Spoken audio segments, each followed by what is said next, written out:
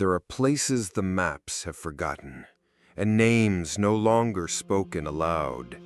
In the folds of fog and silence, where rituals remain but the reasons have long decayed, the dead do not rest, and grief is not your own to carry. Welcome to Folk Fear, where every story is rooted in ancient belief, twisted through the soil of forgotten villages, forbidden rituals, and curses older than memory itself. Tonight, we bring you a tale whispered across generations, a tale of a village that feared sorrow more than death, where prayers were not said to comfort the living, but to feed something that waits beneath the ground. This is the story of silence kept sacred, of mourning swallowed whole, of a boy who broke tradition and awakened a hunger that should never have been remembered. This is The Mouth That Eats Prayers. The village of Etsima slept beneath a weight of fog that never lifted.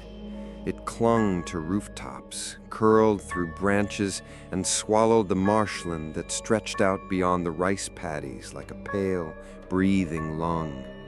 It was the kind of place you wouldn't find on a modern map. Not anymore. Roads avoided it, trains forgot it. The land itself seemed to curl inward around the village, as if protecting it or trapping it. Here, silence was sacred. It wasn't just the quiet of rural life. It was cultivated like rice in shallow water. Children were taught early not to cry. Dogs were trained not to bark. Even the crows somehow avoided Etsima's skies. At the center of this stillness stood the old shrine. It wasn't grand, just a squat structure of ancient wood bowed under the weight of years and moss. But what drew all eyes, even the eyes of travelers who passed through by mistake, was what lay inside it, or more precisely, beneath it. The villagers called it the prayer mouth, an ancient pit sealed with sacred ropes, bound in weathered talismans and iron nails driven deep into the earth like pins through flesh. Around its stone rim, symbols no one could read anymore were etched so deep they looked burned into the rock. Children were told never to step too close. Adults rarely spoke of it, but everyone, no matter how old or how tired, knew the rules. When someone died, you do not cry. You do not speak their name aloud. You do not pray in the open. Instead, you kneel in silence. You take a scrap of white cloth. You write your grief, a single sentence, no more, and you fold it tightly into a knot. Then you drop it into the pit, not as an offering, as a containment, because sorrow, left unchecked, could awaken something best forgotten. That was the rule, the one passed down, the one no one broke, until the night the girl died. Her name was Hina, though few would say it again. She was 10 years old and full of brightness that didn't belong in a place like Etsima. She picked wildflowers in the marsh even when she wasn't supposed to. She laughed with her whole body. And she had a brother, Ren, just a year older, who followed her like a shadow. They said it was fever. It came on quick. Her breath shortened. Her skin grew cold. By sunset, she was gone. There were no wails, no screams. Her mother's eyes bled red with tears she wouldn't let fall. Her father bowed so long his knees bled into the floor. The family prepared the body, not for burial, but for the mouth. Wrapped in cloth, hands folded, face turned away from the sky. And Ren, silent, watched it all like a dream stretched too thin. His throat ached with unshed sound. He wanted to scream. He wanted to tear the sky open.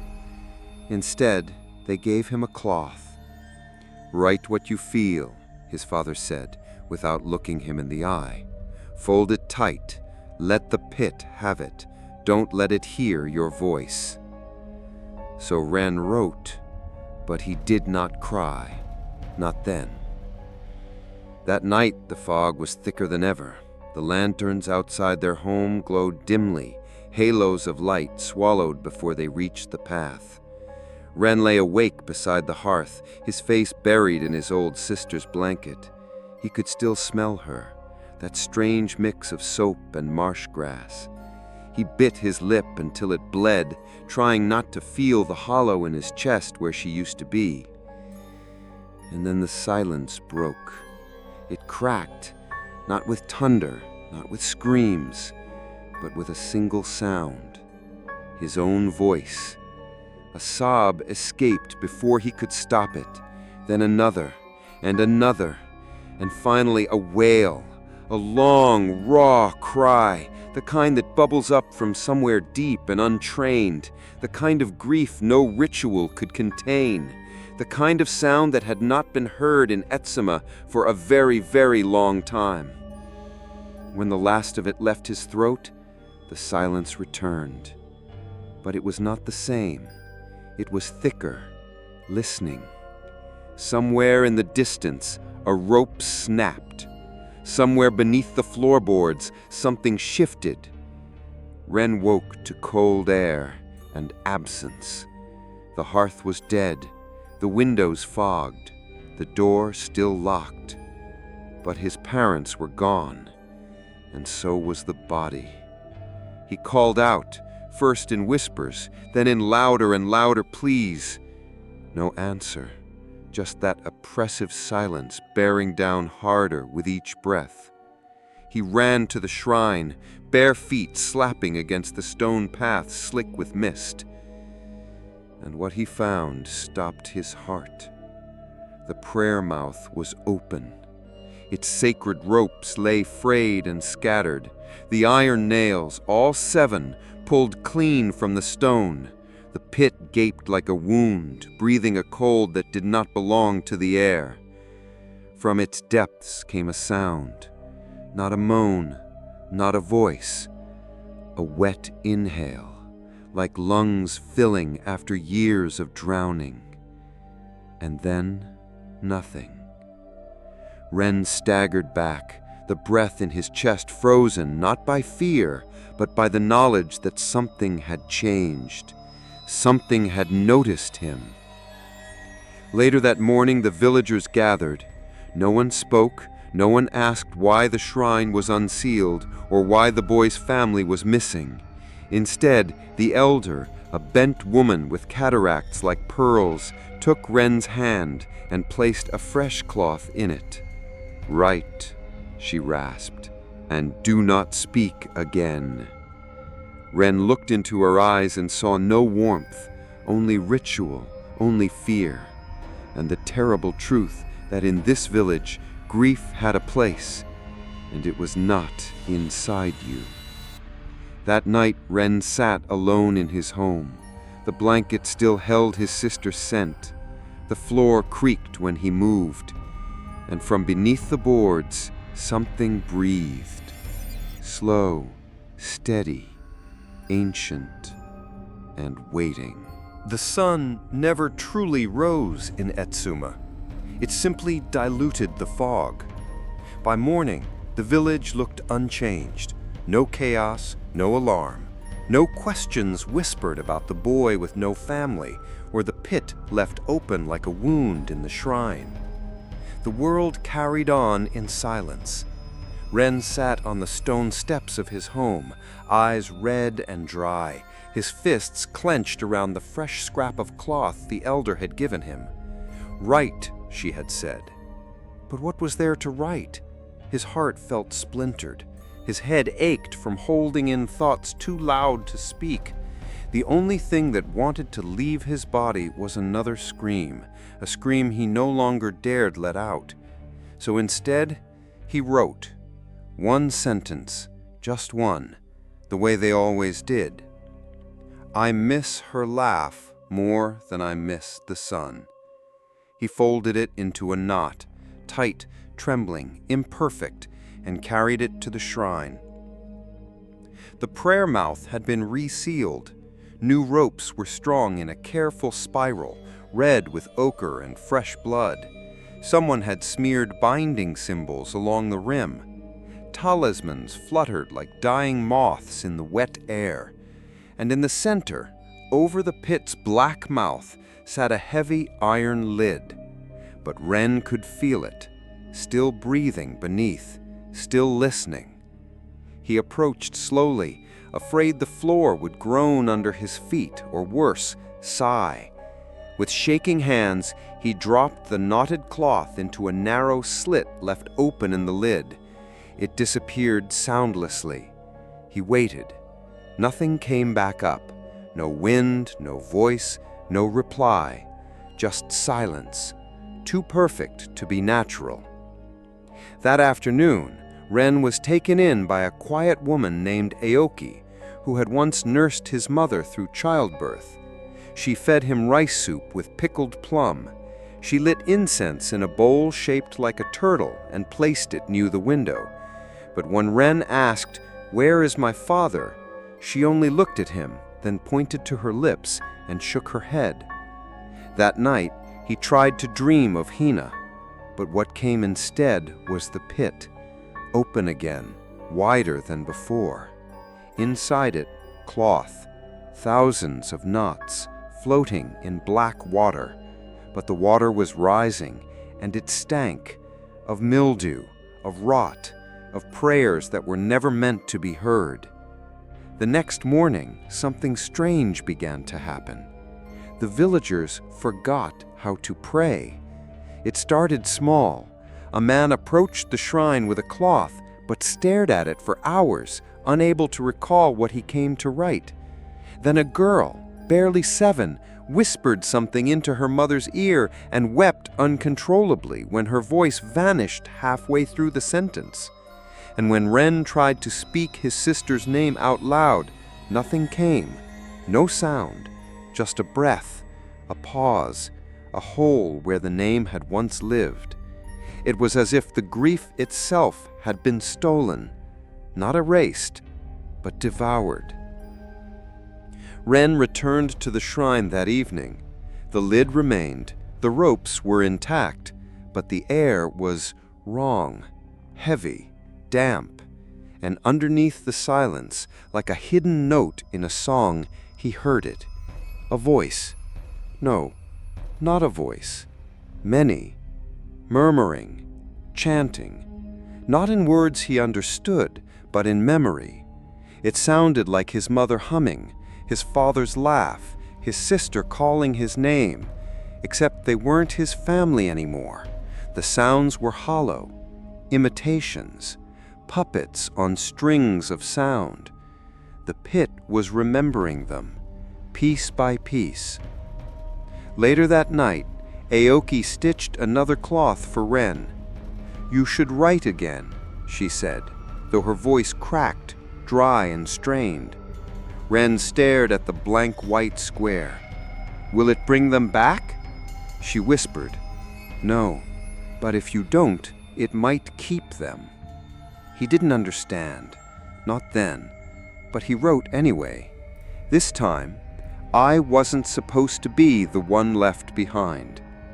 He walked through fog that moved like breath around his knees. At the shrine, he dropped the cloth again into the slot and paused. This time, when it vanished, a sound rose up from below, a soft laugh, too high, too wet, and far too familiar. The next day, the village elder, Nana Ne, began to speak in tongues.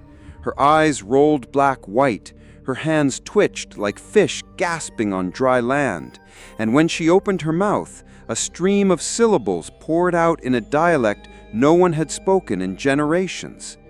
One of the men tried to restrain her. She bit him. When she was calm again, they brought her to the shrine. She stared at the ropes, then whispered, "You sealed it too late. You fed it too long. Now it remembers the shape of grief." she collapsed, and when they checked her tongue, it was black. Ren sat by the hearth that night, unable to sleep. His thoughts circled one truth, round and round. The prayer mouth had never truly gone silent. It had waited, listening, feeding, and now it no longer needed the cloth. Now it wanted what came before the words. The moment your soul breaks, the breath between sobs, the heat behind the eyes, the trembling of hands just before surrender. It wanted grief raw, unfiltered, untouched, alive. And Ren, the boy who had cried when no one else would, had given it its first taste in generations. He placed his ear to the wooden floor. At first, nothing. Then, a low, moist exhale, followed by a whisper, one word, spoken in his sister's voice, more. By the third morning, no one spoke names, not just of the dead, but of the living. Children became boy or girl. Parents were mother or that man who lives near the well. It was as if identity had become dangerous to hold in the mouth. Ren wandered through the village, listening. It was quiet, too quiet. Not just soundless, but hollow, emptied. The words that remained were thin, fragile. And when he asked where his family had gone, the answers were worse than silence. There was a sister, wasn't there? Didn't your father used to work the eastern fields? Strange. I can't remember his face. As if the people who had raised him were fading not just from the village, but from memory itself. Even Aoki had stopped calling him by name. She now left food at his door like one would leave offerings to something almost human. He knew what they thought. He had cried, and now something was wrong with him. That evening, the lanterns in the shrine failed to light. No matter how much oil or flame the villagers used, the wicks hissed out. The shrine dimmed into unnatural shadow, the kind that didn't bend with wind or fire. Inside, the ropes around the pit had begun to fray again, not from weather, not from age, but from something beneath, slowly pulling. Ren stared at them and thought of fingers, damp fingers unraveling silk, patient, hungry. The following day, a woman named Emiko disappeared. She was the one who had bitten her lip until it bled at her son's funeral 3 months before. Everyone had praised her for her silence. Now her home was empty, the door left open, a bowl of rice still warm on the floor, and in her place, a blackened scrap of cloth had appeared on her doorstep, not folded, not knotted, chewed. The village held a meeting, but no one dared to raise their voice. Instead, they spoke in whispers, as if the fog itself were listening. We need to reseal it. Another rope, another lock. But Grandmother Ne, now lucid only in flashes, merely shook her head. It's too late, she muttered. The mouth no longer feeds on offerings. It has eaten our grief, and now it eats what grieves. Ren spent that night walking the perimeter of the village, clutching a lantern. The fog grew thicker the farther he strayed from the shrine. Shapes moved just beyond the edges of the light. Not people, not animals. Remnants, like shadows burned into walls after lightning. Echoes of movement. fleeting, broken silhouettes that dissolved if he looked at them too directly. But one shape stood still, just beyond the trees near his home, small, barefoot. And when she turned, she saw her. Hina, or something that wore her shape like a memory. She didn't smile. She didn't speak. She opened her mouth, and cloth poured out, scraps and knots and weeping sentences written by trembling hands, spilling from her mouth like breathless prayers, finally escaping. Then she vanished. Ren ran home and locked every door, but the house was not safe. Beneath the floorboards, the breathing had grown louder. Not just one voice now, many, layered, chanting, laughing, crying, all in the voices of those who had been taken. He dropped to his knees, pressed his hands to the floor, and whispered his sister's name over and over, not to summon her, but to keep remembering her. Because he knew now, the mouth didn't just consume grief, it consumed memory. And once it had eaten every prayer, it would begin eating the people who carried them. By morning, 2 more were gone. No bodies, no blood, no sign of struggle.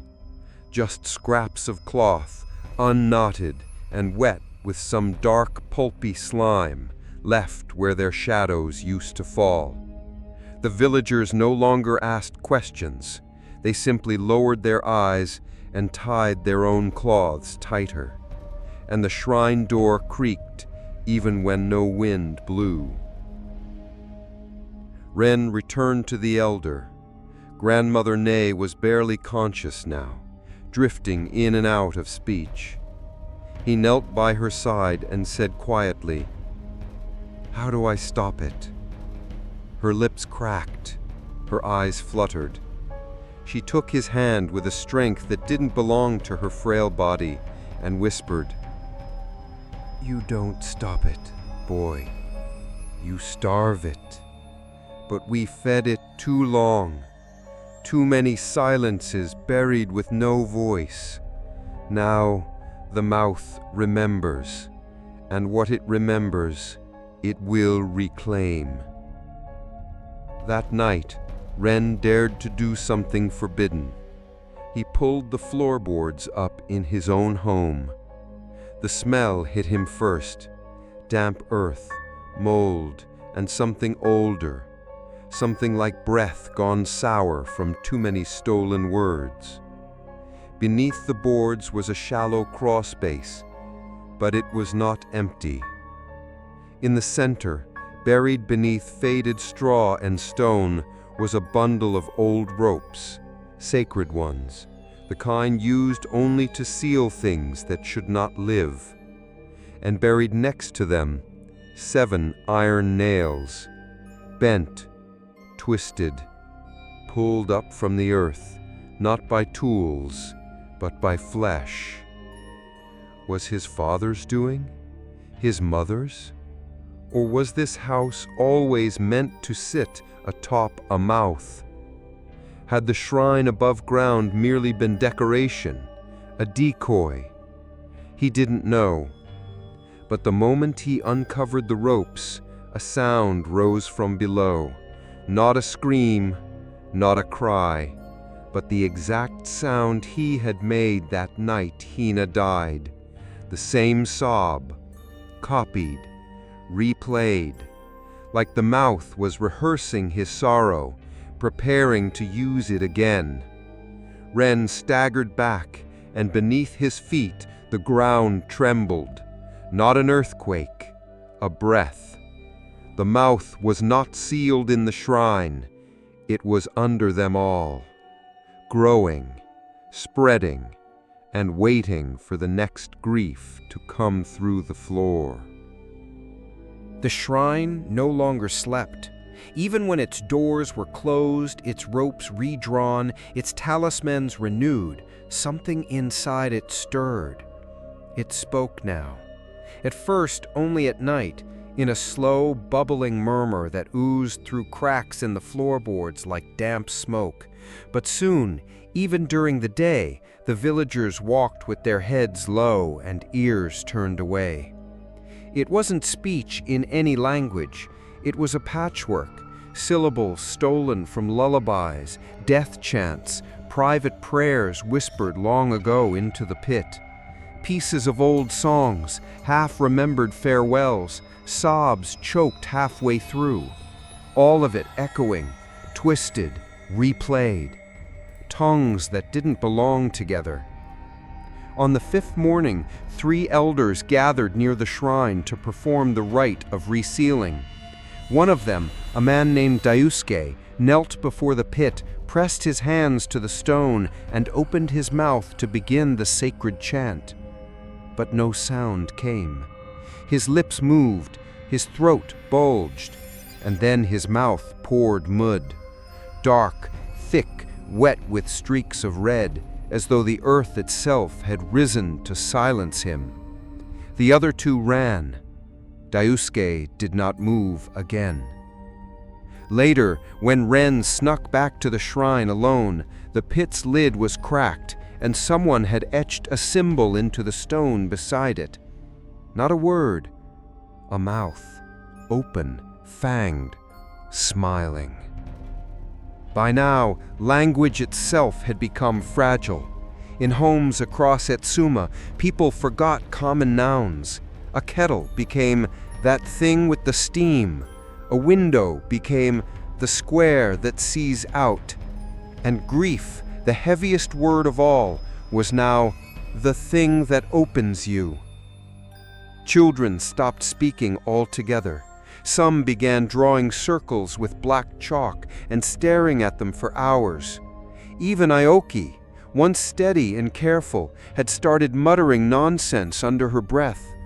Ren heard her whisper to her food, heard her hum lullabies she claimed not to know, heard her laugh at nothing, then weep without tears.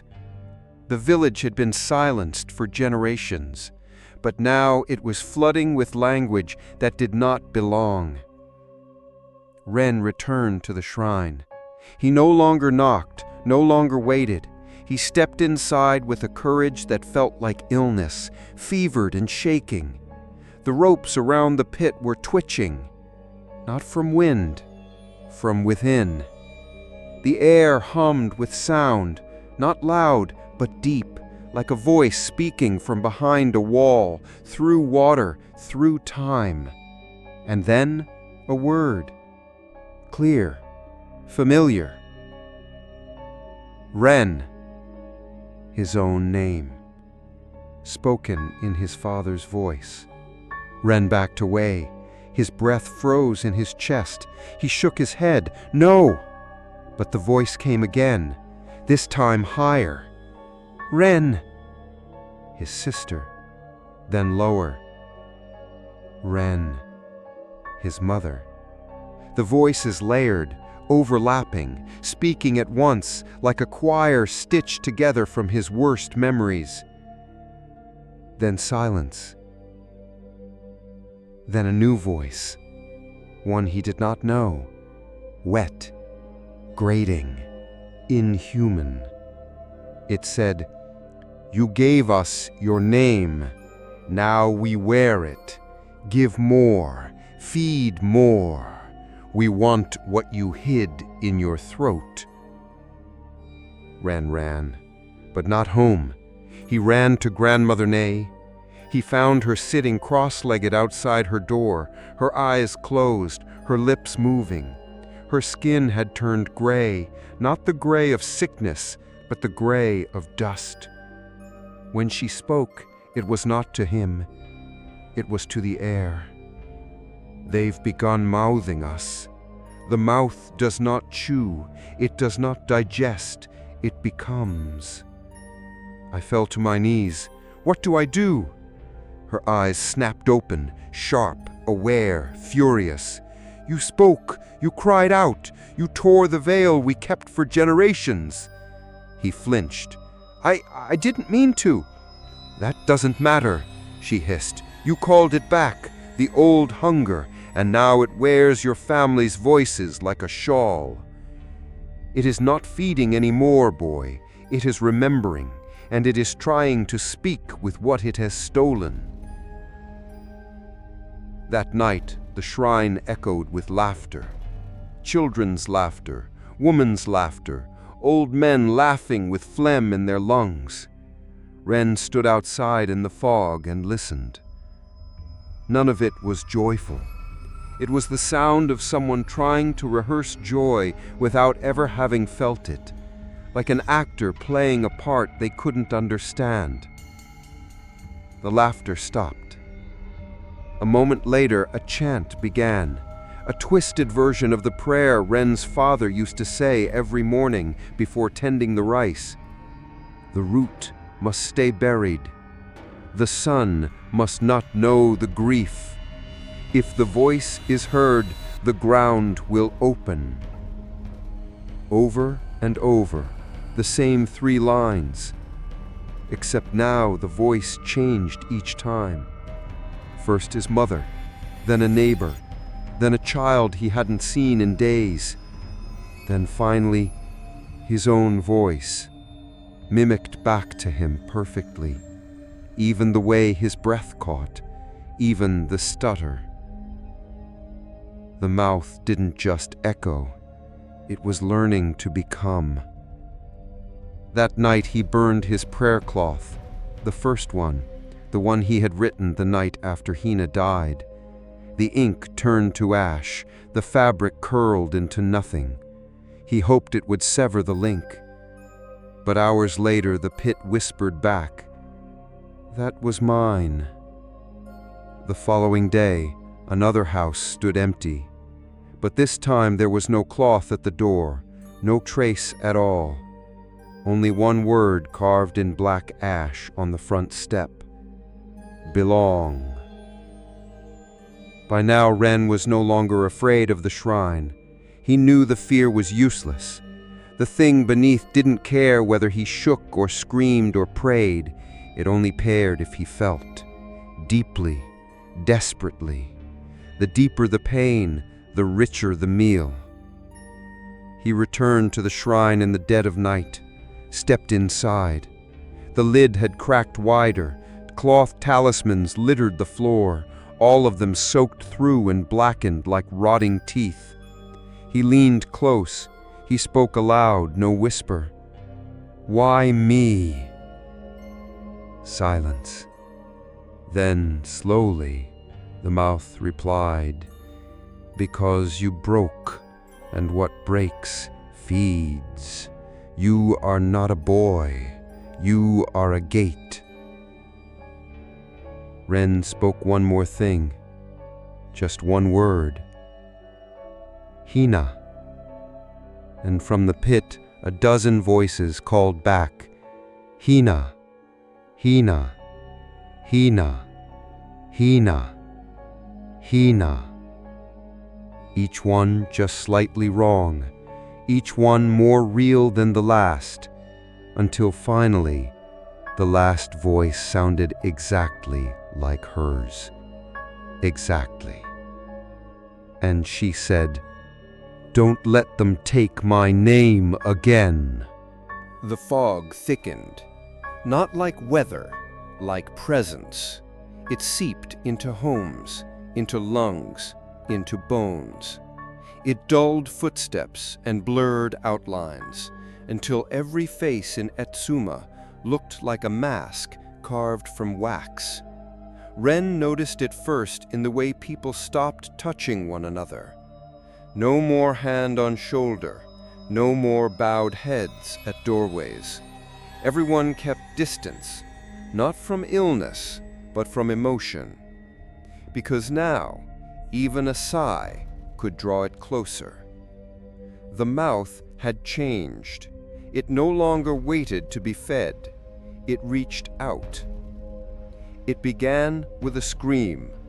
A boy no older than 7, Yuto, collapsed in the schoolyard. His eyes wide, his mouth open, not in a cry, but in something deeper, a release.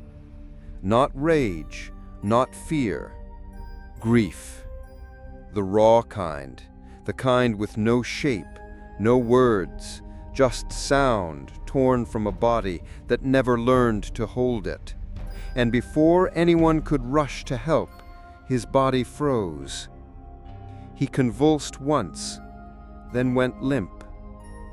When the teacher pulled him close, his mouth was still open, and inside, a cloth, tied into a knot, already wet with rot. That same night, Ren saw a woman, the blacksmith's wife, standing barefoot in the fog, pressing her forehead to the ground in front of the shrine. She wasn't praying, she was begging, but no sound came from her mouth.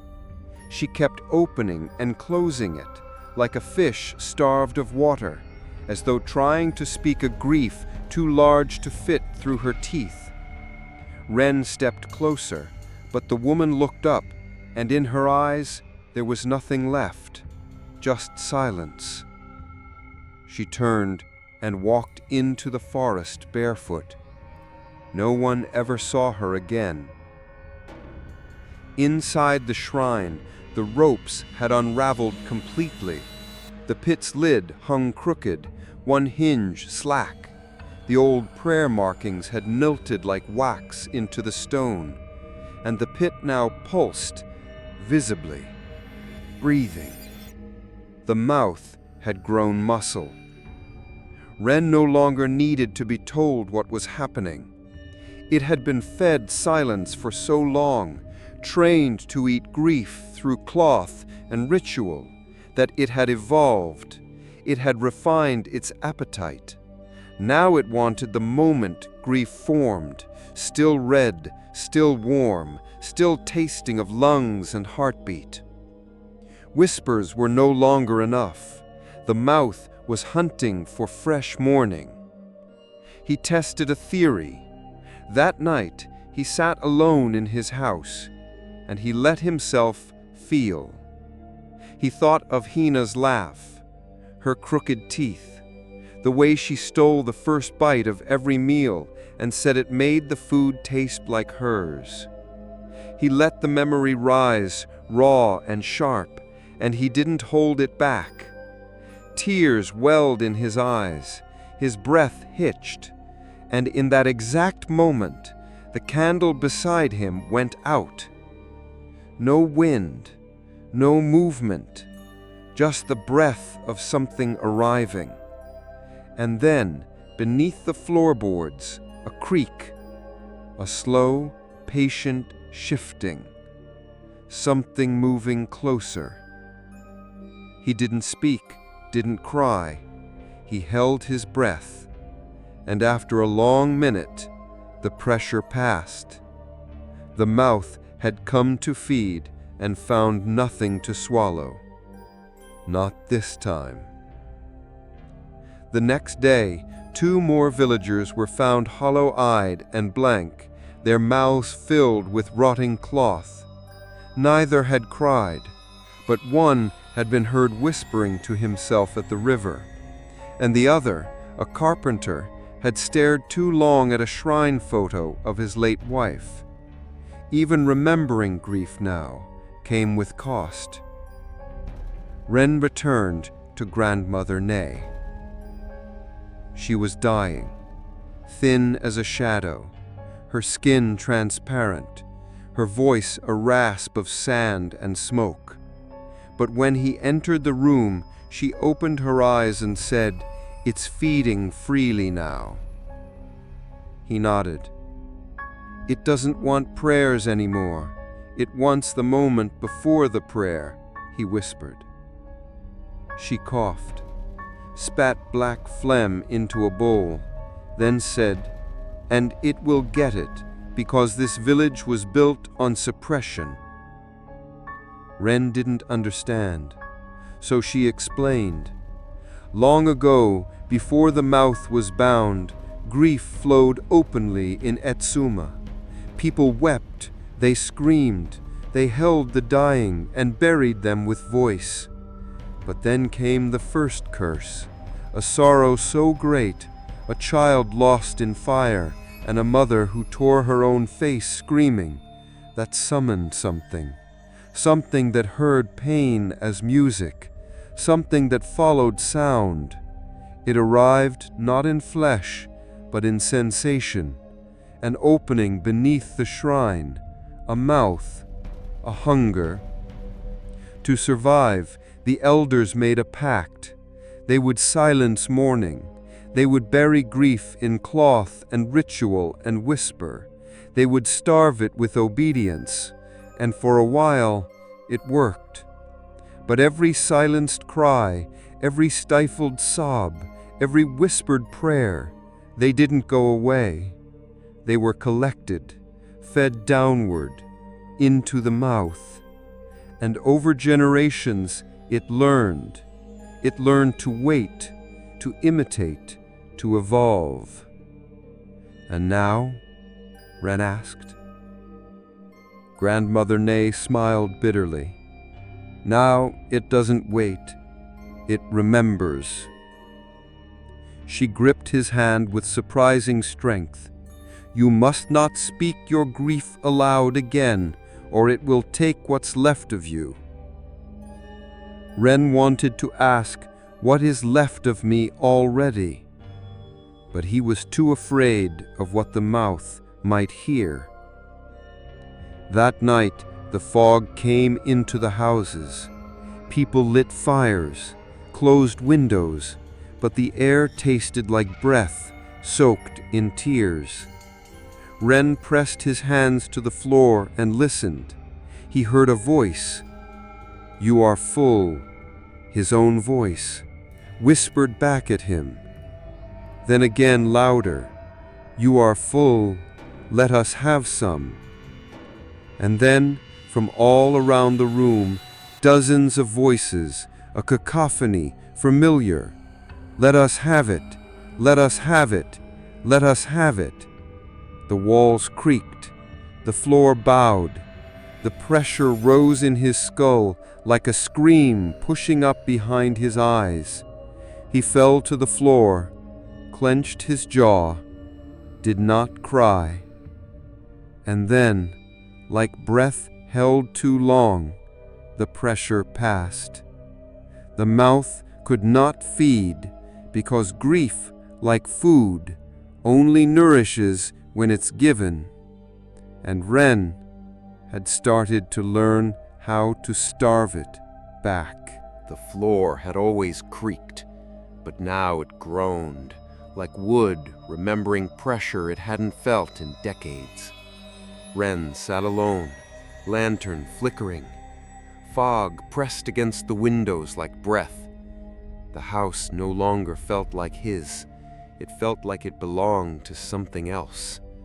He could no longer ignore what pulsed beneath his feet. So he moved the table, pried up the boards one by one with a rusted crowbar. They came loose too easily, as though welcoming the disturbance. Beneath the floor was dirt, and buried in the dirt, a trapdoor. It wasn't large, a square cut from rotted planks, lashed with brittle twine and locked by a single iron pin. Old iron, the kind blackened by time, not rust. Wren hesitated. Then he pulled. The iron snapped off in his hand. The door opened with a soft, exhaling sigh, like something relieved to finally be seen. He lit a second lantern and dropped into the dark. The air was wrong. Still, not stale, not dusty, but moist, like breath held too long.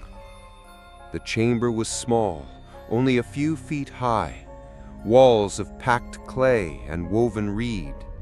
It smelled of damp rope and faint incense, long burned out. But it was what lay in the center that made Wren's heart seize. A shrine, buried beneath his home, Not above like the villages, not open to sky or ritual, hidden, secret, forgotten. 7 iron nails rested in a circle, each one long as his forearm, blackened, warped. Beside them, coils of sacred rope, now frayed and mold-streaked. They stank of blood and ash. And wrapped in silk, yellowed and sealed with wax, was a scroll. Wren unwrapped it with trembling fingers. The paper crackled like old leaves. The writing was not ink, it was dark brown, dried blood. And the script, not modern Japanese, older, worn, ritualistic. But he could still read the warning. The first mouth was not of man. It was not of God. It came before language, fed before memory. We gave it sound, and it grew teeth. Wren's hands trembled. Beneath the shrine is not the mouth, it is the tongue. The root lies deeper. The root lies beneath the homes.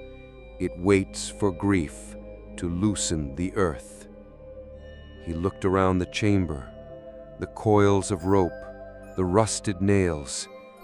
This wasn't where the mouth had been sealed. This was where it had been buried, not to contain it, but to keep it fed slowly. His home, the place where he laughed with his sister, where he cried alone, had been built on a feeder pit, a private well of grief, a place meant to collect emotion and bleed it downward, drip by drip, to keep the real mouth asleep. And the night he cried out, the night his scream shattered the silence, he had ripped the dam open. He backed away, slipped on wet earth, fell against the stone shrine and felt it give. Behind it, something shifted. He turned and saw it, a hollow in the wall, covered in bark and cloth. A second bundle, smaller, wrapped in silk. He unwrapped it slowly, afraid to breathe. Inside was a photograph, faded, blurry.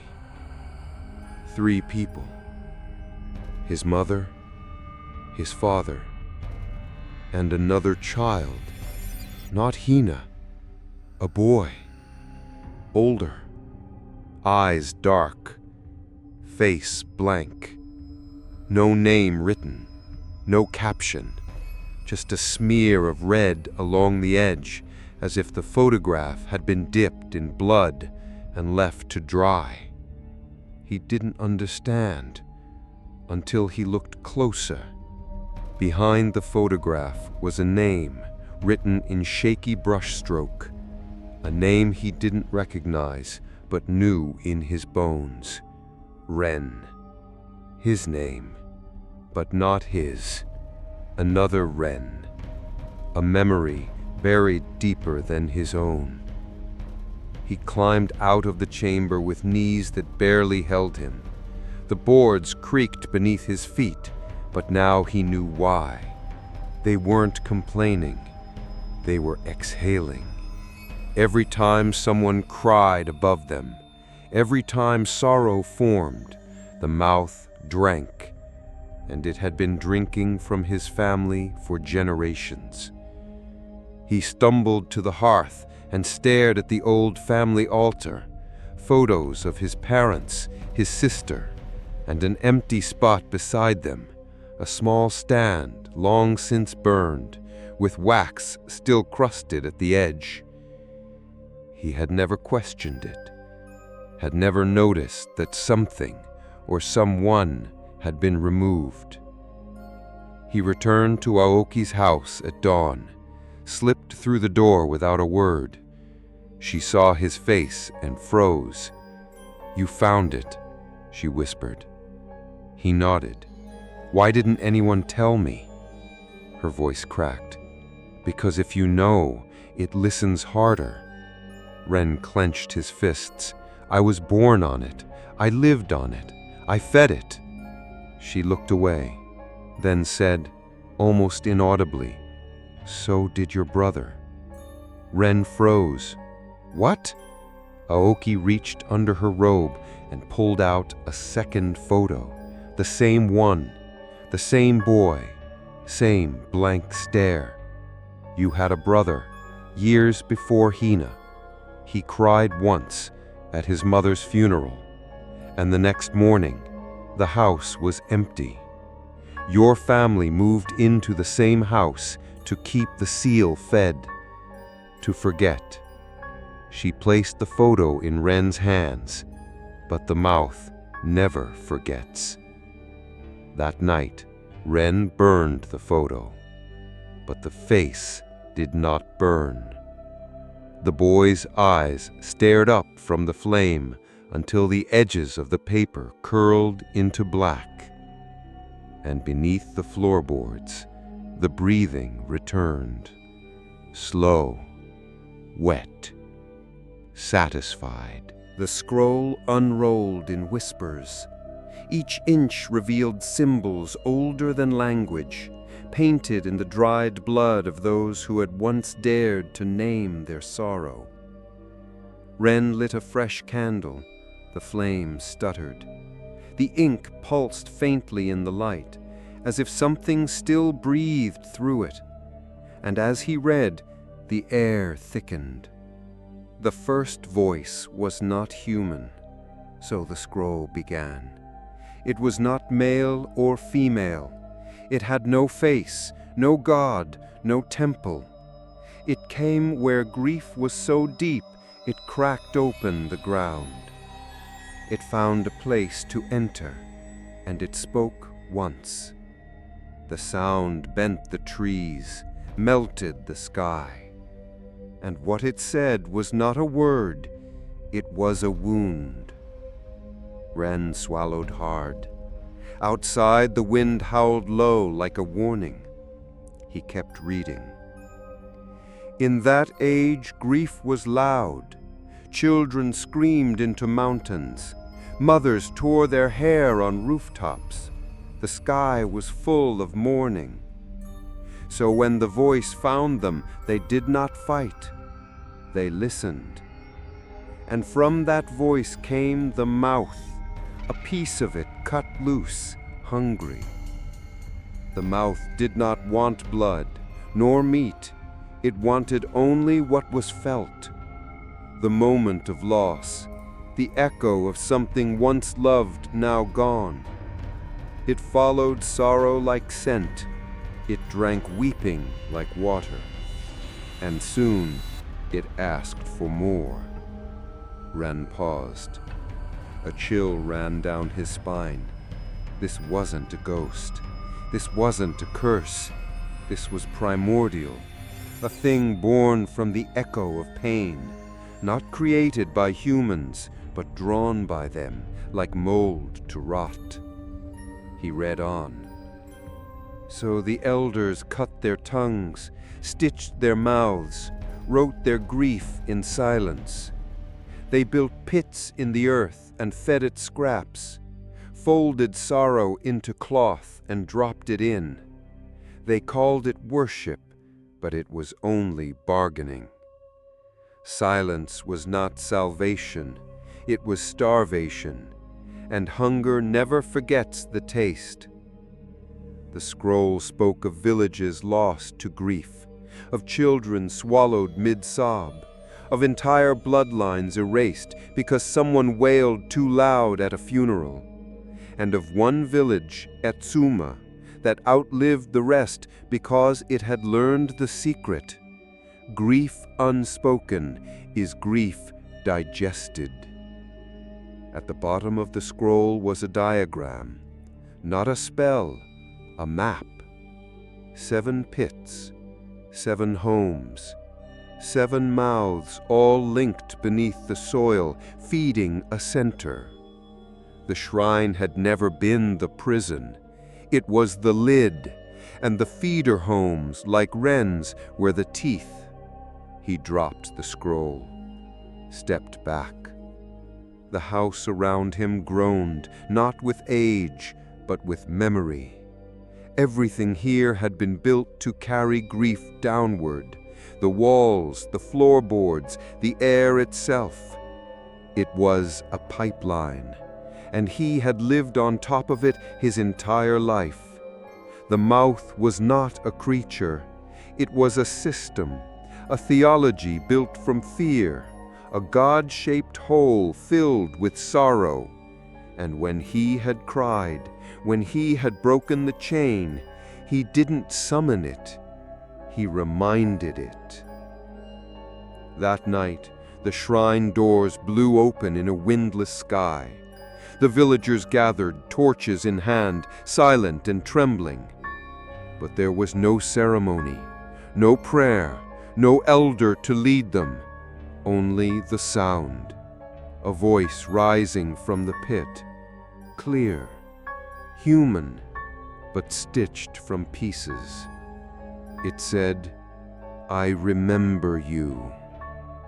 It was Hina's voice first, then his mother's, then his father's, then his own. "You cried, you gave shape, you pulled me through. Now I do not eat cloth, I do not eat words, I eat the moment before the voice. You fed me well, I am whole, and I want more." The crowd began to shake. Some fell to their knees, some clutched their heads, others began to weep, not because they chose to, but because something was pulling the grief out of them. One man collapsed, mouth open in a scream, but no sound came, just steam, like breath extracted from bone. Ren fled, back through the fog, back through the fields, back to the house built above the wound. The floorboards creaked in rhythm now, a heartbeat not his own. He stood above the trapdoor and whispered, "Is this what you wanted?" And the voice rose from beneath. Yes, but it was no longer imitating. It was becoming. The mouth was learning how to speak in full, and soon it wouldn't need his voice anymore. It would have its own.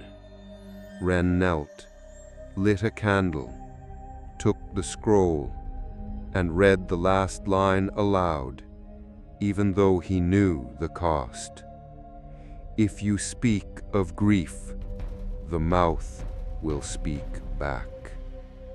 The candle extinguished itself, and the earth trembled, and the trapdoor beneath him breathed open. It began with the wind, not howling, not shrieking, just wrong, too smooth, too warm, a breath gliding across the village like something searching for an open mouth to crawl into.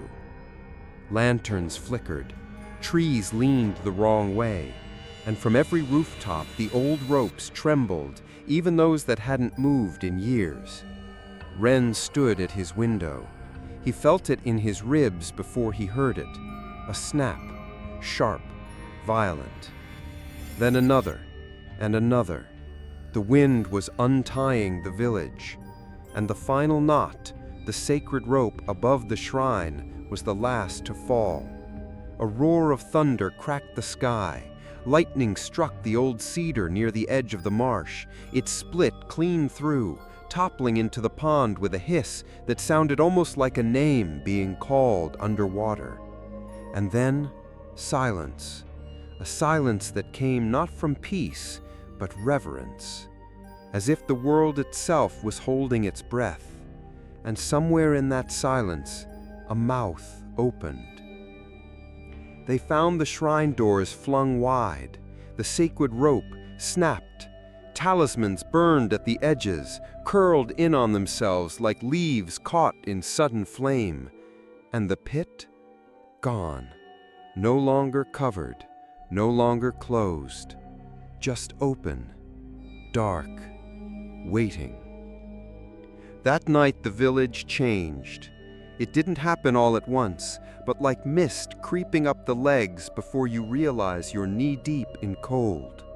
Children woke screaming from dreams they couldn't remember, but they all said the same thing. Something was inside my mouth. Mothers tried to calm them, but many found they couldn't speak the lullabies anymore. The words dissolved in their throats, or worse, came out in someone else's voice. One woman screamed when she caught her reflection in a mirror mid-song and saw her own mouth still while the voice kept singing. Elders gathered at dawn to write new prayers, but the ink wouldn't dry. The cloths unraveled in their hands, and every prayer they tried to write turned into a single line, over and over. We fed it too well. Ren walked through fog thicker than breath. He passed homes where windows had been boarded from the inside, doors tied shut, offerings of rice and salt left at thresholds, already molding in the warm mist. But it was pointless. The mouth no longer sat below. It had risen, and it walked inside them. He found Aoki seated in her yard, her face turned skyward, her lips moving silently. He sat beside her. "What are you saying?" She whispered, "I'm trying to forget." "Forget what?" he asked. "That I buried my daughter," she said, "but it won't let me anymore." Ren didn't speak. She turned to him slowly. The mouth eats prayers, yes, but not to destroy them. It keeps them. She took his hand and pressed a cloth into his palm. He unfolded it. There was nothing written, no ink, but he felt something in the fibers, like a breath had once lived there. "She wrote a prayer once," Aoki said, voice cracking, "for her sister when she drowned, the day before the ritual. I burned it before she could drop it into the pit. And now," she said, "I hear it in my sleep, over and over, the prayer she never gave." Tears fell, but they didn't hit the ground. They rose, as if the air itself now drank sorrow before it could fall. Later, Ren returned to the shrine. He expected rot, ruin, bones. Instead, it was clean, too clean, like something had eaten not just the cloths, but the dust, the memories, the time. The stones were wet with fog, and around the pit, the earth was breathing again. Not beneath, not below, all around. He knelt, not in worship, in defeat. He whispered, "What do you want now?" The voice replied, but not from the pit, from behind him, from the trees. "We want the part you still hold, the sorrow you protect, the ache you won't name. Give us that, and we'll finish becoming." Ren turned, nothing there, but the fog had taken on a shape, vague, human, small, like a child standing with her arms open. He stepped back, but the fog followed. No feet, no breath, just a presence, and the sound of someone about to cry, but never finishing the sob. Back in his home, he tore up the floorboards again. The shrine below was silent, but not empty.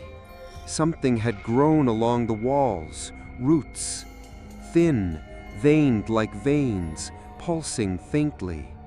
He touched one, and in his mind he felt a memory not his own, a boy crying beside a burning house, a hand over his mouth, a scream swallowed, the grief still alive inside the body, never released. That was it. That was the meal. Not the sadness, not the words, but the unspoken scream that lived on. The rope had broken, but it hadn't released anything. it had only invited it further in. Now the mouth had learned something terrifying, that it didn't need to wait beneath the shrine. It could live in the places where pain is hidden. It could live in the spaces between emotion and expression.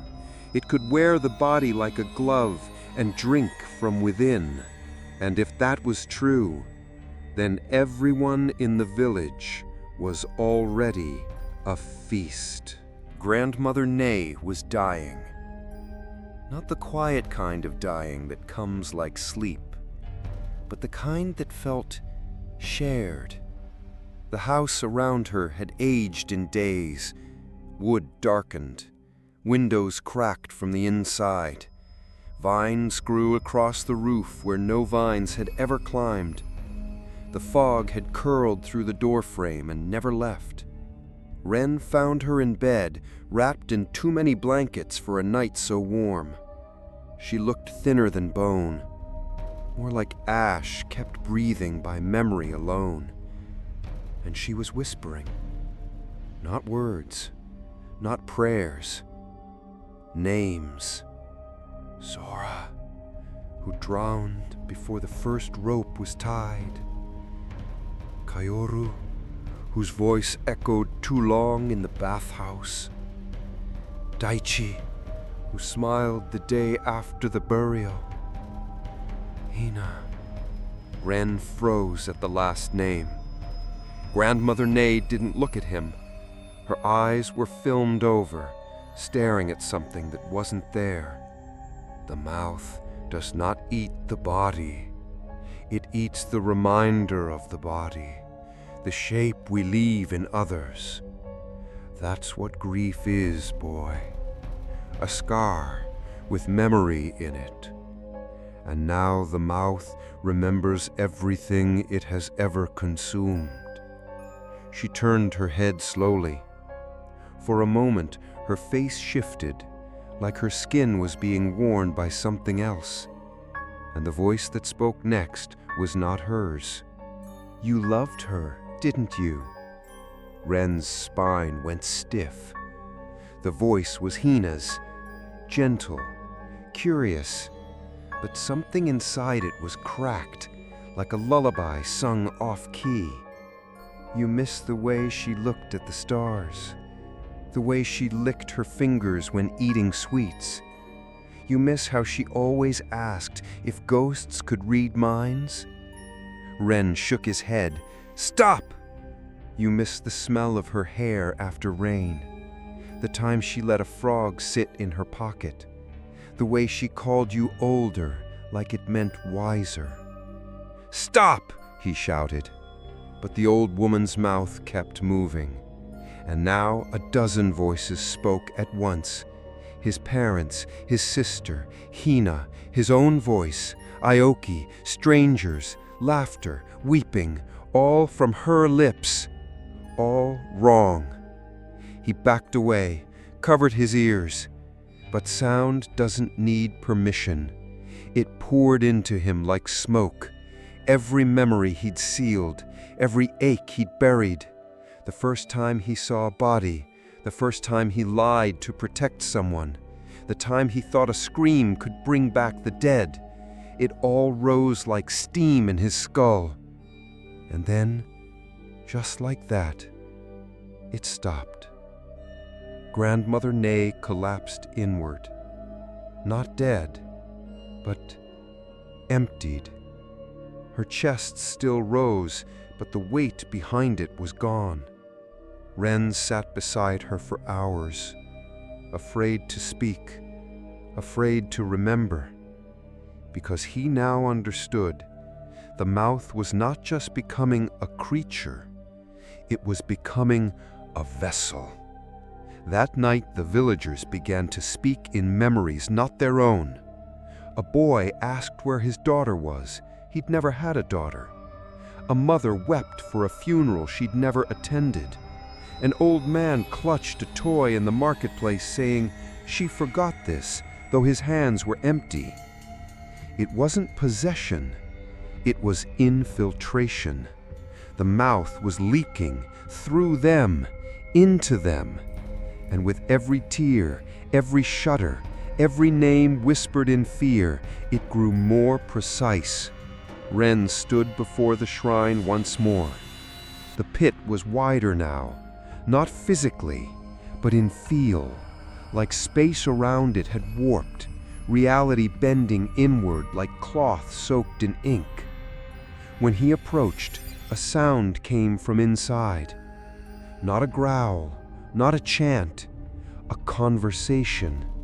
One voice, then another, then a third, all responding to one another. All voices he knew. His parents talking, his sister giggling, his teacher scolding, a boy from his childhood laughing under a tree that no longer stood. He leaned in. Why did we silence it? Because we thought grief was poison. No, it was a mirror. We made it a prison, and now it makes us prisoners. We fed it, now we wear it. We are what the mouth remembers. Ren fell backward, breath ragged. It wasn't just mimicking. It wasn't just listening. It was building. A cathedral of memory. A house of sorrow made from pieces of everyone it had ever touched. And somewhere inside that house was his grief, and it was calling him home. Later that night, he visited Aoki again. Her home was empty, not abandoned, just blank. No photos, no mats, no dishes, just a candle still burning on the floor and a folded cloth. Ren picked it up. There were no words on it, just the faint imprint of a hand, like someone had pressed it to their chest before letting go. Back in his house, Ren sat cross-legged on the floor. The silence was different now, not empty, but pregnant, filled with waiting, not from the mouth, from himself.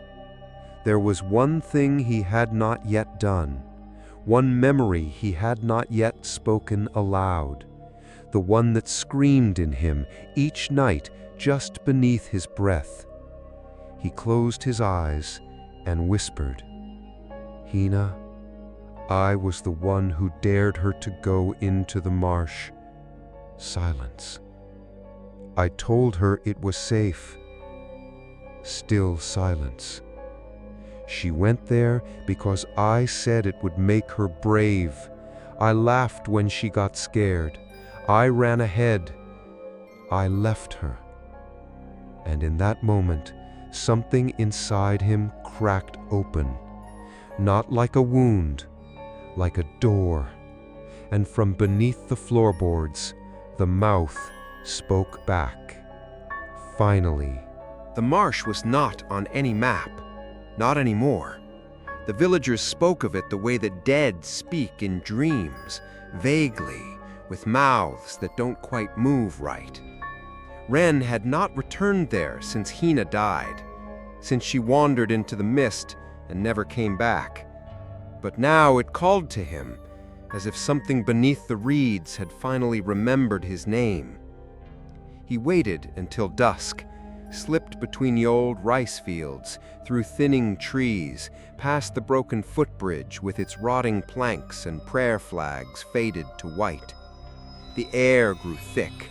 The fog turned gold in the last light, not from the sun, but from something deeper, something glowing beneath the water.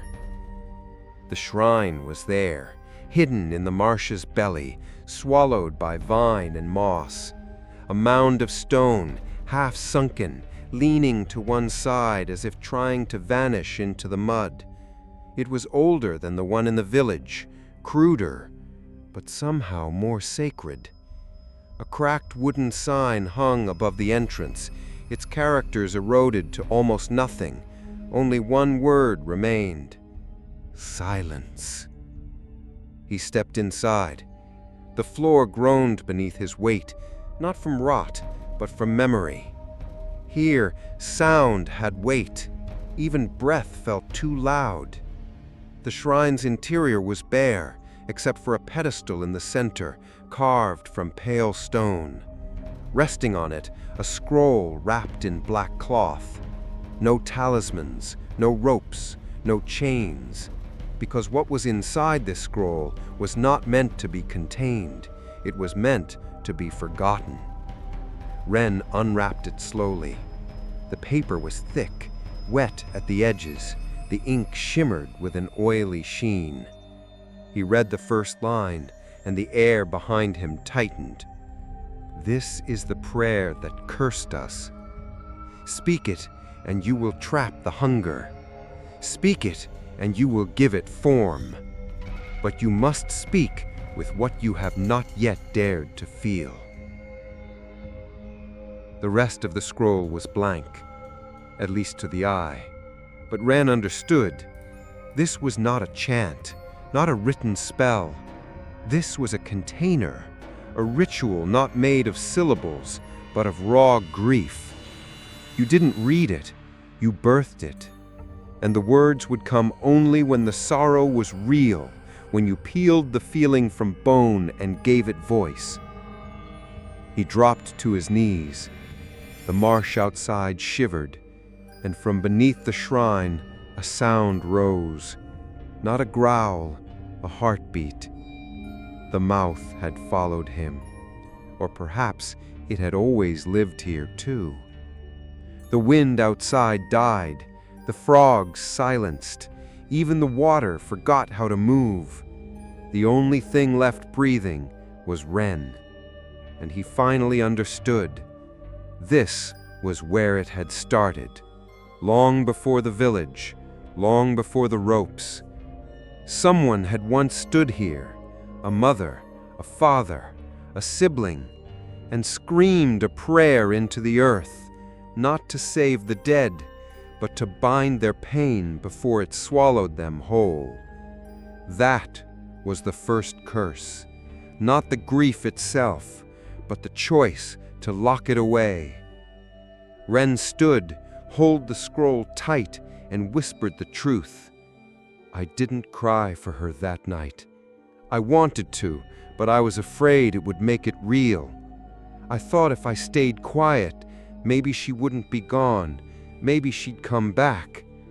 But I wasn't protecting her, I was protecting myself. And when I finally cried, I fed you. The shrine shuddered, and a voice spoke behind him, his own, doubled, echoed. Speak it again.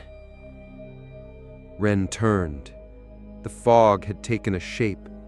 Human, small, familiar. Hina. Not the real her, but the grief-shaped memory of her. Eyes too bright, smile too still. She held out her arms, and he did not run. He walked toward her and wept. Not for show, not for survival, for truth.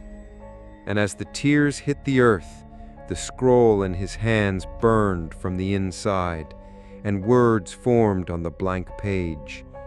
The first prayer, not written in ink, but in ash and breath and voice. He did not speak it in chant, he screamed it, not from throat, but from the place beneath language, the place where sorrow is still red and warm. And the marsh heard him, and the earth drank it in, and for the first time in generations, the mouth went still. But not gone. Never gone. Only listening. And the last line of the scroll, now revealed, read, Do not silence grief. Let it bleed. Let it scream. Or it will find a mouth of its own. The marsh had changed. It no longer felt like earth. It felt like memory. Thick, soft, drenched in everything unspoken. Ren stepped through reeds that whispered as he passed. They didn't bend from his touch. They moved aside, like a crowd parting for someone already expected. The air was warm with silence. The fog no longer drifted. It pulsed like lungs drawing breath. He was inside something alive, something old. The shrine behind him was gone, vanished into mist. In its place, water pooled outward in all directions, reflecting nothing. Not sky, not trees, not wren. Just a flat black sheen. He walked. With every step he sank ankle-deep into cold. But the path was clear, not visible, but felt, drawn by something that wasn't light, or sound, or memory, but sorrow. And sorrow always knows where it's going. Figures lined the path, first just outlines, then clearer. Dozens of them standing in the mist, some barefoot, some weeping, others with mouths wide open, screaming silently. But not at Wren, at themselves. One woman pulled her own face down with ghost-pale fingers over and over again, as if trying to erase the memory behind it. A man held a bundle of cloth that bled from the center. A child stood with arms outstretched, whispering a word that kept falling apart halfway through. None looked at him, not yet. They weren't here to haunt. They were here because they had nowhere else to go. The marsh of the forgotten, not where the dead rest, where the grieved but never named are kept. Those who were mourned in silence, those who were never let go properly, those whose pain became soil for the mouth to root in. Wren kept walking. He saw a boy kneeling at the edge of the water, dressed in robes like his own, hands bloodied, face wet, but not crying, just trembling, as if trying to hold the scream inside forever. The boy looked up, and Wren stopped breathing, because the boy had no mouth, just skin where lips should be, as if sorrow had been sealed beneath it. The boy stood, approached, and placed a hand on Wren's chest, not to stop him, but to show him something, a memory. A village, older than Itsuma, built on stilts above a thinner marsh, children laughing, families preparing a funeral. A boy, this boy, standing beside a coffin too small for the sky to accept. He opens his mouth to sing the mourning song, but his father slaps him. "We do not speak for the dead." The boy returns home that night and cuts out his own tongue. He offers it at the old pit, and the mouth drinks, but not in gratitude, in amusement, because a tongue removed doesn't stop sorrow. It just hides it deeper. Wren gasped as the vision ended. The boy, now a mute spirit, stared into him, not asking for help, just waiting for someone to see him, to remember. Wren whispered, "What's your name?" Yoru wrote on the ground with a fingertip, "Yoru." Yoru turned, pointed into the mist. Another path, then placed a hand to Wren's heart again, and this time Wren heard something, faint, distant, the prayers of the dead. Not prayers for peace, but prayers for release. All the sorrow swallowed, choked, buried beneath cloth and silence, still echoing like trapped birds in the walls of the world. Yoru pointed again, but this time downward, into the black water. Wren stepped forward, knee-deep, chest-deep, and then under. There was no air, no struggle, just sensation. He was not drowning, he was remembering, but not his own memories. A mother whose baby died in sleep, but was never buried. A man whose sister disappeared into the pit after a single sob. A girl who smiled every day after her brother's death, until one day she stopped speaking altogether and became a shadow against a wall. All of them had fed the mouth, not through intention, but by silence, by hiding the howl, by refusing the scream. Ren surfaced into a new part of the marsh. The air tasted like incense. The trees leaned away from him now, as if recognizing something inside him had changed. And on the far bank stood a gate, a torii made of old bone and rope, lashed together with prayers never spoken aloud. He stepped through and felt the mouth stir beneath the land. He was ready now. Not because he had power, but because he had feeling. Unmuted, unguarded, real. The kind the mouth both fears and hungers for. Because it cannot control what is offered freely, only what is hidden. Ren turned back once. Yoru still stood in the mist, silent, but no longer alone. Ren bowed, and Yoru, the boy who had once cut out his own grief, finally smiled. Ren stepped from the marsh as the sky bled into morning, but nothing felt like dawn. There were no birds, no dogs barking, no wind through the trees, just a stillness that did not belong to the living. The path back to Itsuma was overgrown, vines where none had grown before, roots cracking stone, prayer flags torn to ribbons as though something had fed on them. The village greeted him not with welcome, but with emptiness. Doors swung open in the breeze that wasn't blowing. Shrines sat split down the center like fruit left too long in the sun. The rice fields were drowned. The air was warm and wet, not with weather, but with breath, heavy, slow, rhythmic, as if the entire village was inhaling something it could not see. He stepped past the blacksmith's home, empty, the door etched with fingernail marks as though someone had tried to hold on from the inside. He passed the teacher's cottage, chalkboards cracked, pages blank, a single desk turned to face the wall, and on it a folded cloth, still damp, still bleeding at the edges. Ren called out, not a scream, just his own name. Ren. Nothing answered, and yet everything listened.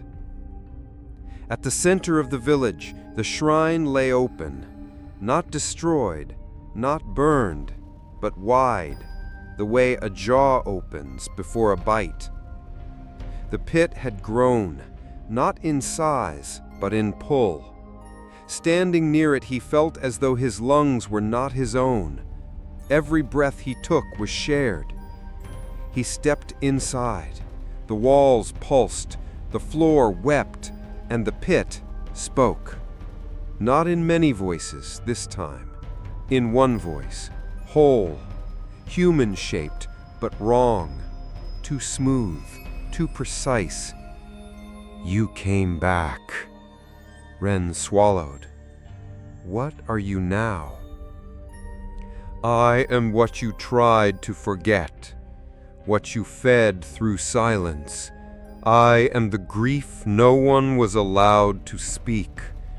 I am what remains when sorrow is sealed and never mourned. Ren stepped closer. You imitated before, but now you choose. Yes, I no longer wear your voices like skin. I have grown teeth, and now I hunger not for prayer, but for control. The shrine shook. From the pit, shapes rose, not bodies, impressions, grief given form, a child who had never cried, a woman who had never screamed, a man who had swallowed every ache with pride. They walked on shaking legs, and every time they opened their mouths, nothing came out. because they had given their pain to the mouth long ago, and now it owned their sorrow. The voice returned, "You gave me your grief when it was fresh. Now give me the rest, the shame, the guilt, the love you still protect." Ren's hands trembled, but he did not step back. "No." "You forget," the mouth whispered. "I do not ask." The shrine darkened, the ceiling cracked open, and for the first time Ren saw it. Not the full body, but the eye. Just one, embedded deep in the pit. A black sphere of endless pupil, wide and wet, watching him not with vision, but with feeling. It looked through him, and it knew. "I see the piece of her you still carry, the ache in your chest when you smell rain, the dream you have where she forgives you, the song you still hum when no one listens. Give it to me. Let me finish becoming." Ren dropped to his knees, closed his eyes, and remembered her. Not with words, not with pain, but with truth. How she made the world feel less empty.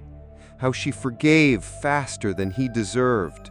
How she once told him, "It's okay to break, that's where the light comes in." And in that moment, he did not hide it. He felt it, without folding it in cloth, without tying it in knots, without trying to protect it from the world. And when he opened his eyes, the mouth had gone silent, because grief, when given freely, cannot be consumed, only shared. And shared sorrow does not rot. It does not feed monsters. It builds memory. It lets the dead live. The mouth trembled, spoke once more. "Then I will take it from others. I will find the next child who swallows their pain. I will sleep beneath the next house. You cannot stop hunger, only delay the feast." Ren stood and said softly, "Then I will teach them to mourn out loud." The pit no longer waited. It opened for him, without resistance, as if it knew he would come, as if it had always been waiting for this moment, when someone would walk willingly into the mouth of sorrow. Ren stood at the rim. The villagers were gone, not dead, just emptied. Their homes still stood, their belongings untouched, but their presence, the weight of them, had been eaten, swallowed whole by the thing that lived beneath their silence. He looked down into the darkness and stepped in. There were no stairs, no ladder, just descent. The fall felt slow, gentle, like sinking into a dream, or being cradled by the earth's long-forgotten grief. The air thickened, his ears popped, and then his feet touched ground. But it wasn't soil. It was woven cloth. Thousands of folded scraps layered into a floor that breathed faintly underfoot, each knot pulsing like a buried heartbeat. Above him, the world had vanished. There was no up, only forward. He walked. Each step echoed, not in sound, but in memory. The moment he stepped on one cloth, he heard a voice. "Forgive me, brother. I wasn't strong enough to stay." Another. "I miss the way you touched my hair before school." And another. "Tell her I loved her. I just didn't know how to stay." Every cloth was a prayer. every prayer a soul. He came to a chamber made of faces, not carved, not sculpted, woven, formed from fabric, tears, breath, and echo. They wept, whispered, called names that no longer belonged to the living. But none looked at him until he said her name. Hina. The walls stilled. The weeping paused. And from the far side of the chamber, a figure stepped forward. She looked as she had, barefoot, dress wrinkled, hair tied in the lopsided way she always did when Mother wasn't there to fix it. But her eyes, they were not hers. They were too knowing, too still. She reached out, spoke. "You held it too long." Her voice cracked like warm glass. "You buried me in silence, then tried to pray me back." Ren fell to his knees. "I was afraid to let you go." She nodded. "And so I stayed in here." She placed her hand on his chest. It burned, not from heat, from remembrance. All around them the pit pulsed. The walls of cloth trembled. The mouth awoke, and it was angry. Not because Ren had defied it, but because he had learned its secret. It had never been a monster. It had never needed to feed. It was fed because they had chosen silence over sorrow. It grew not because grief is dangerous, but because unfelt grief is unnatural. The mouth roared, a soundless quake. The air fractured. Cloth tore itself apart. The souls began to scream, not in pain, but in release, because someone had finally come to feel what they could not. Hina knelt before him. "Say it." Ren shook his head. "Say what?" "What you couldn't say at the shrine, the day they lowered me. Not in cloth, not in whisper, with your voice." He looked into her eyes, and for the first time let it out. "I'm sorry I dared you into the marsh. I'm sorry I laughed when you cried. I'm sorry I waited too long to call for help. I'm sorry I thought being strong meant staying silent. I'm sorry I never said goodbye." The chamber breathed in and exhaled. The cloth beneath him burned to ash. The faces on the wall began to rise like mist, shedding their knots, their bindings, their silence. They wept, freely, fully, and the mouth screamed, but it was not rage, it was fear, because grief that is felt cannot be controlled. The chamber began to collapse, not violently, like a sigh that had waited centuries to leave. The darkness peeled away, the weight lifted, and Ren stood alone in the pit, but not empty. He turned, and Hina was still there, but now just Hina. No echo, no fog, no illusion. She smiled and said, "Thank you for finally letting me leave." And then she was gone. Ren emerged from the pit as dawn stained the sky in ash and pale fire. There was no sound, no scream, no wind, no bird song, just stillness.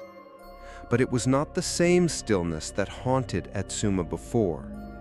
This stillness had grief in it, but no longer hidden. It breathed, like soil after rain, like a name finally spoken. He walked the village, house by house. Every home was vacant. Some doors open, some doors sealed. But inside, no one. Not gone, just released. The mouth had fed for generations on sorrow denied. Now it had been given what it never wanted, willing grief. And so it receded. Not dead, not defeated, just quiet. For now. Ren returned to his home. No breath rose beneath the floorboards. No voice echoed through the walls. He sat by the hearth, lit a candle, and placed the last scrap of cloth in front of it. He didn't fold it. He didn't write on it. He just let it be. He spoke aloud. Your name was Hina. You loved frogs and hated thunder. You were braver than me and softer than the world deserved. And I will never forget you. The candle burned steady, and from outside, the wind returned. Not as a scream, but as a song. Days passed, then weeks. Ren stayed. He cleaned the shrine, not to worship the mouth, but to remember what it had taught him, that grief, when hidden, becomes something else, something hungry, something with teeth. But grief, when felt, becomes human.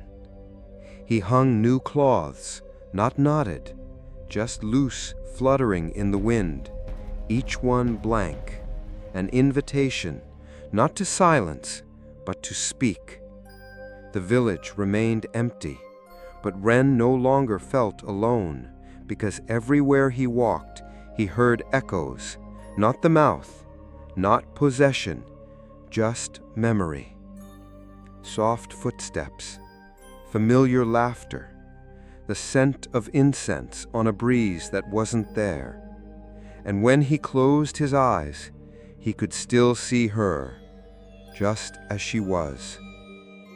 Years passed. The fields grew wild. The shrine weathered. The fog returned, but never pressed too close. And one day, Ren stopped waking. Not violently, not with suffering. He simply let go. And when they found him, his mouth was not shut. It was open, as if he'd died mid-laugh.